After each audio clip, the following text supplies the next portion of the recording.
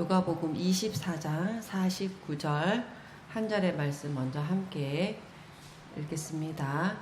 볼지어다 내가 내 아버지께서 약속하신 것을 너희에게 보내리니 너희는 위로부터 능력으로 입혀질 때까지 이 성에 머물라 하시니라. 아멘. 그 다음에 사도행전 1장 1절에서 5절까지의 말씀입니다. 부터 우리 교독하면서 나누어서 읽도록 하겠습니다. 데오빌로여, 내가 먼저 쓴 글에는 무릇 예수께서 행하시며 가르치시기를 시작하심부터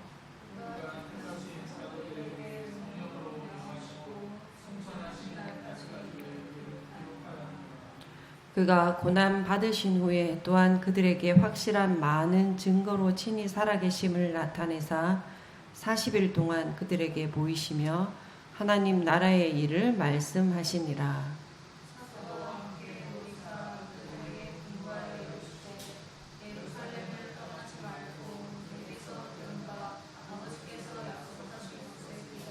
같이요. 요한은 물로 세례를 베풀었으나 너희는 몇 날이 못되어 성령으로 세례를 받으리라 하셨느니라. 아멘. 언제부터 시작했는지도 모르고 또 중간중간 다른 본문의 말씀이 있었는데 길고 길었던 누가복음 말씀이 끝났더라고요. 그런데 누가복음은 끝났지만 예수님의 이야기는 끝나지 않았습니다. 그리고 누가가 이 두 번째 책인 사도행전을 통해서 이렇게 묻습니다. 예수님은 승천하신 후에도 지금 일하고 계시는가? 이 질문에 사도행전은 그렇다, 예수님의 시대가 끝나지 않았다라는 그런 대답을 하는 말씀이 이제 시작되는 것 같습니다.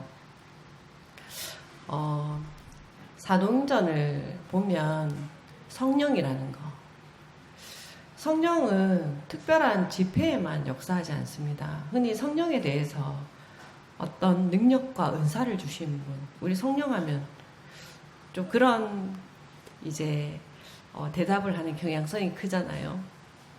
뭔가 방언하고, 그죠? 예언하고, 그리고 기적을 일으키시는 분, 그리고 뭔가 이렇게 뜨겁게 하시는 분으로 이해됩니다. 그러나 가만히 생각해 보면 성령은 오순절 갑자기 등장하지 않았습니다. 이미 누가복음 처음부터 세례 요한의 탄생, 마리아의 잉태, 엘리사벳의 찬양, 사가랴의 예언, 예수님의 세례, 광야의 시험, 나사렛의 어떤 회당, 전부 사실은 성령 안에서 일어난 사건입니다. 그리고 사도행전 1장 2절 오늘 읽은 본문에서도 부활하신 예수님도 성령으로 명하십니다. 그러니까 예수님이 성령을 사용하시는 것이 아니라 예수님 사역 자체가 성령 안에서 이루어집니다. 그래서 사도행전의 말씀을 이렇게 또 누가복음에 이어서 이제 보려고 하는데요. 먼저 들어가기 전에 성령이라는 것을 한번 짚어보면 좋겠다라는 그런 마음이 제게 들더라고요. 성령이라는 것은 우리가 바람, 숨, 호흡이라는 그런 뜻으로 잘 알고 있습니다. 창세기에서 하나님의 호흡인 성령은 생명을 주셨습니다. 그리고 예수님은 제자들에게 숨을 내쉬면서 성령을 받으라 하였습니다. 그리고 사도행전에서는 그 생명의 호흡이 성령이라는 이름으로 교회 안에서 계속됩니다. 사도행전을 보면 성령께서 이제 무엇을 하셨는가 보다 성령께서 사실은 어디로 이끄시는가 이것을 더 주목하게 합니다. 보내시고 때로는 막으시고 기다리게 하시고 말씀하시고 따르게 하시고 흩으시고 만나게 하셔서 뭔가를 보여주시는 분보다 이끄셔서 길을 만드시는 분이 성령의 모습으로 나옵니다. 단순히 개인에게 어떤 능력을 더하시는 분이 아니라 하나님 나라에 관계망을 굉장히 다양하게 넓게 촘촘하게 짜가시는 분으로 보입니다. 그래서 사도행전을 어떤 성령의 어떤 특정한 능력 이야기가 아니라 예수님의 삶이 성령 안에서 공동체를 통해 계속되는 이야기로 함께 읽기를 원합니다. 우리 성령이라고 하면 성부, 성자, 성령 이 삼위를 우리가 뗄래야 뗄 수 없게 딱 먼저 떠올리실 것 같은데요. 이 성자, 성부, 성령 이것은 이런 위격이라는 말은 원래 교회가 이 삼위일체라는 의미를 지키기 위해서 만든 언어였습니다. 그러니까 이거는 성부도 하나님, 성자도 하나님, 성령도 하나님이시지만 세 하나님은 아니다. 한 분 하나님이시다라는 그러한 신앙을 설명하려고 만든 개념입니다. 그런데 시간이 이렇게 지나면서 그 언어가 설명하는 관계를 설명하는 언어가 아니라 우리는 성부하면 창조자, 창조, 또 성자하면 구원, 성령하면 이 능력이라는 어떤 이러한 공식처럼 이러한 정의를 암기하는 언어가 되어버린 면이 있습니다. 누가복음부터 사도행전을 보면 예수님은 하나님 나라의 삶을 몸으로 살아내셨고 성령님은 그 예수님의 삶을 우리의 삶에서 계속 살아가시고 그리고 그러니까 성령은 예수님 이후에 어떤 시대를 담당하는 것이 아니라 예수님 시대를 지금도 그러니까 계속 현재로 만드시는 분이 이 성령이라는 겁니다. 그러니까 예수님의 어떤 삶과 한번 비교해 보면 예수님은 갈릴리를 걸으셨고 성령은 그렇다면 오늘 우리의 골목길이라는 그런 현재를 걸으신다는 의미입니다. 예수님은 세리와 죄인들과 식탁에 앉으셨다면 성령은 오늘 우리의 식탁에서 그 환대를 이어가십니다. 예수님은 제자들을 보내셨지만 성령은 저와 같은 평범한 사람들을 일상 속으로 보내십니다. 그러니까 성령이라는 것은 예수님의 삶을 오늘 우리의 몸으로 계속 살아내게 하시는 하나님의 숨결이라 저는 그렇게 고백하고 싶습니다. 예수님의 육체라는 것은 갈릴리 나사렛에서부터 예루살렘이라는 어떤 시간과 공간 안에 계셨습니다. 그러나 이 성령은 예루살렘에도 또 안디옥에도 빌립보에도 에베소에도 로마에도 동일한 예수님의 생명에 살아 움직이게 하십니다. 예수님은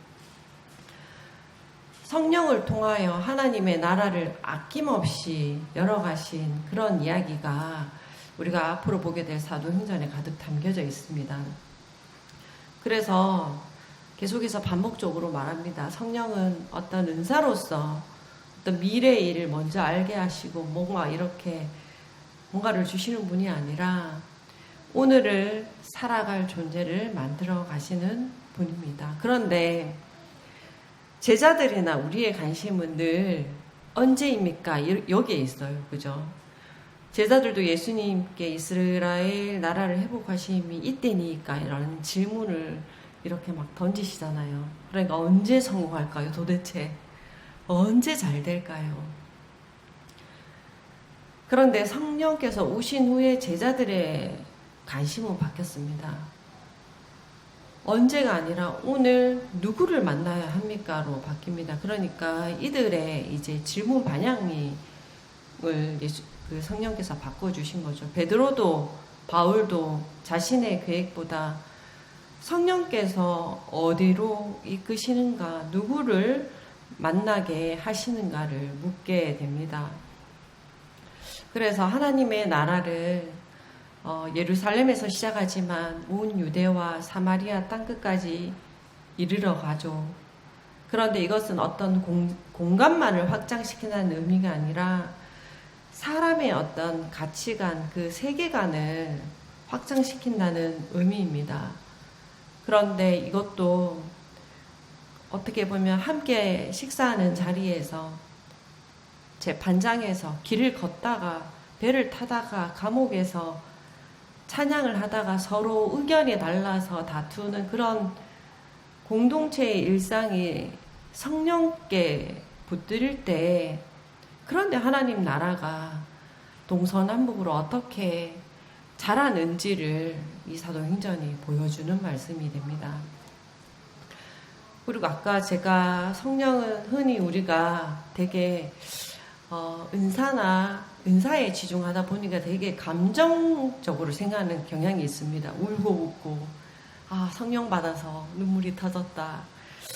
그런데 성령은 단순히 어떤 감정을 일으키는 분이 아니라 말씀을 살아있는 하나님의 음성으로 듣게 하시는 분이 성령입니다. 그래서 눈물이 나기도 하고, 그건 결과적인 거죠.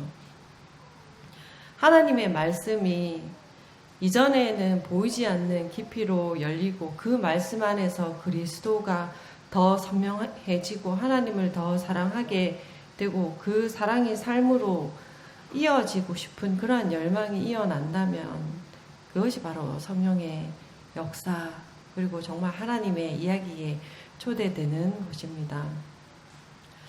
제가 왜 이렇게 사도행전을 시작하기 전에 사도행전의 개요나 배경을 설명하지 않고 성령에 대해서 이렇게 우리가 알고는 성령보다 다르게 계속 정의를 하는 것은, 제가 누가복음 설교를 하면서 제 마음에 남겨진 예수님의 고백 중에 하나는 일상을 회복시킨 예수님입니다. 결국 고치시고 회복시킨 궁극의 목적지가 바로 일상이더라고요. 그런데 일상이라는 단어는 때때로 오해받을 수 있다는 것이 성령이라는 단어를 가져오니까 보이더라고요. 그 일상이라고 하면 누군가에는 되게 평범하게 사는 것, 또 누군가는 소소한 행복, 또 누군가는 일상을 소중히 여기는 것이 중요하다, 뭐 이런 정도로 이해합니다. 그런데 성령은 이러한 일상의 생명의 주체를 분명히 해줍니다. 바로 성령 안에서 사라지는 일상이라는 것입니다. 그러므로 누가복음에서 이어지는 사도행전이라는 것은 성령께서 우리의 일상을 예수님의 삶으로 살아가게 하시는 이야기가 되는 것입니다. 그러니까 우리가 매일매일 살아가는 일상은 내가 하나님을 위해서 살아간다 이렇게 정의하고 뭔가를 열심히 하는 것 같지만 잘 안 되잖아요. 그런데 삼위 하나님께서 나를 당신의 생명으로 참여시키는 그러한 시간이 일상이다 라는 이러한 정의의 개념으로 더 고백하게 되더라고요. 그래서 일상이라는 것이 평범해서 소중한 것이 아니라 아버지의 사랑이, 예수님의 삶이, 성령의 호흡이 가장 구체적으로 만나는 자리이기 때문에 일상인데 굉장히 소중한 날이 되는 겁니다. 또한 일상은 반복되는 시간이 아니라 성령 안에서 예수님의 생명이 멈춰 있는 것이 아니라 자라나는, 계속 사라지면서 자라나는 자리입니다. 그래서 그 일상이라는 것은 성령 안에서만 하나님의 나라가 된다는 그러한 생명의 성령의 법을 우리가 사도행전을 또 들여다보면서 확인해가는 시간이 되었으면 좋겠습니다. 다시 이제 사도행전으로 돌아와서 오늘 본문에 보면 예수님은 가서 전도하라 이렇게 먼저 말씀하지 않으셨습니다. 아버지께서 약속하신 것을 기다리라 이렇게 말씀하십니다. 왜냐하면 하나님의 일은 인간의 열심으로 되지 않기 때문입니다. 인간의 열심으로 시작되지 않습니다. 성부께서 약속하시고 성자께서 명하시고 성령께서 이루시는 일이기 때문입니다. 그래서 우리가 오늘 읽은 1절에서 5절까지의 이 본문 5절 안에 성부, 성자, 성령 모두 등장합니다. 그러니까 사도행전은 처음부터 하나님의 이야기로 시작하는 것입니다. 그래서 특별히 성령 행전, 교회 공동체가 어떻게 세워지나 이런 수많은 것들이 있지만 결국 우리가 오늘 이 말씀을 한 절 한 절을 따라 하나님이 나에게 어떻게 또 일하시는가, 나를 사랑하셨는가라는 그 안목을 잃지 않고 함께 말씀들을 봤으면 좋겠습니다. 하나님은 성령 안에서 오늘도 나를 어떻게 살아가게 하시나? 그 질문으로 말씀 속에서 나를 살게 하시는 그 대답을 베드로를 통해서, 바울을 통해서, 또 수많은 하나님의 또 사람들을 통해서 발견했으면 좋겠습니다. 예수님의 삶을 계속 살아내게 하시기 위해서 오신 분이 성령이시다. 하나님을 셋으로 나누어서 그 어떤 한 능력이라는 정의로 공식으로 암기되는 것이 아니라 한 분 하나님의 생명이 어떻게 우리들에게 흘러 들어오고 증언되는가를 복음으로 말씀하시는 성령의 말씀으로 우리가 받기를 원합니다. 그래서 하나님의 말씀은 끊임없이 우리가 가히 짐작할 수 없는 사랑의 말씀임을 다시 확인하게 합니다. 예루살렘에서 시작된 그 사랑이 유대와 사마리아와 또 이방으로 땅끝까지 흘러갑니다. 그 사랑의 주체는 하나님이시고 하나님의 사랑이 얼마나 멀리까지 흘러가는가에 대한 그 말씀을 우리가 분명히 또 기준으로 삼아서 이 말씀을 함께 먹는 자가 되기를 원합니다. 오늘은 여기까지 말씀을 성령에 대한 짧게 나누는 말씀으로 전하고 또 다음 주에 이어서 또 사도행전의 말씀을 함께 나누도록 하겠습니다. 함께 기도하겠습니다. 아버지 하나님, 우리가 하나님의 말씀을 본다 하지만, 읽는다 하지만, 듣는다 하지만 정말 우리의 생명이 되기까지 하나님의 말씀을 먹고 그 말씀으로 사는 자가 되기를 원합니다. 누가복음을 통하여 예수님이 어떻게 우리의 삶을 인도하셨는지 그 길을 보았고, 이제는 예수님이 보여주신 그 삶을 성령을 통하여 우리가 살게 하시고 또한 교회로 살게 하시는 그 하나님의 길을 가고자 합니다. 성부, 성자, 성령 이 하나님께서 사랑의 공동체로 날마다 우리를 초대하셔서 하나님이라 부르지만 성부, 성자, 성령의 이 은혜가 늘 우리들을 감싸 우리들을 인도하시고 하나님의 뜻 가운데 포기하지 않으시고 인도하시는 그 사랑의 흐름이 사도행전부터 또한 우리 교회와 우리의 모든 삶에 닿아서 하나님이 여전히 살아계시고 또 여전히 우리를 사랑하시고, 그래서 결국 하나님이 사랑이심을 고백할 수밖에 없는 한 사람으로 우리가 온전히 드러나는 귀한 시간으로 인도하여 주옵소서. 예수님의 이름으로 기도드립니다. 아멘.